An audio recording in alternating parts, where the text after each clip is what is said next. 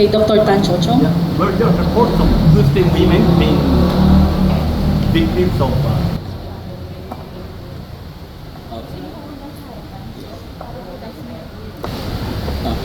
Yeah, I have a question. Were there reports of Muslim women being made victims of of sexual slavery? Yes. Thank you.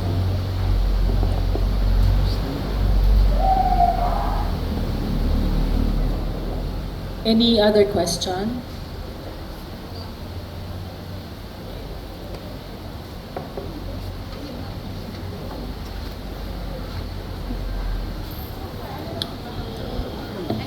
Okay, good morning.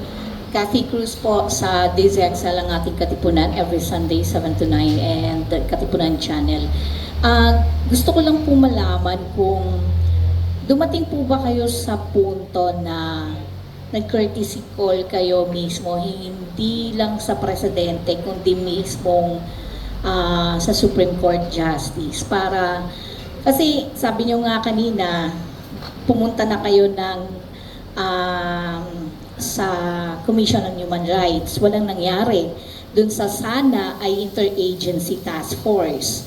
So, kung walang mangyari sa executive, baka naman sa judiciary, magkaroon kayo ng considering na may decision naman o utos ang United Nations daw? Nako.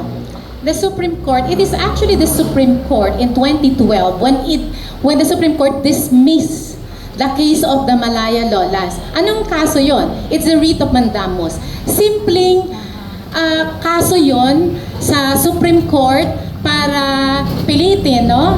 Orderan ng Supreme Court ang Executive Department, ang Philippine Government para dalhin, no, bitbitin, ipaglaban ang kaso ng mga Malaya Lolas, no? 2004 it was filed, di ba? 8 years tumagal sa Supreme Court. Pagkatapos ang sasabihin lang ng Supreme Court ay nakakaawa naman talaga ang ating mga lola, pero wala kaming magagawa.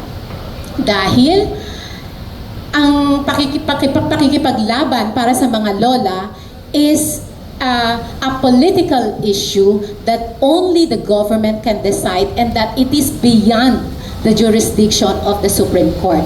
We have no intention of going to the Supreme Court. Precisely, the reason why we went out of the United Nations, we went out of our country because all the legal remedies here ay nagawa na pero walang nangyari. Kasi hindi ka makakapunta sa United Nations sa makakalabas ng bansa kapag hindi mo inavail ang mga legal remedies dito. Tapos na dito.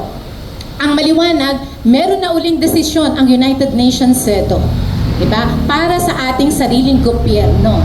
Pero hanggang ngayon, wala pa ring ginagawa. Kanina meron tanong, ano na ba ang mga natanggap ng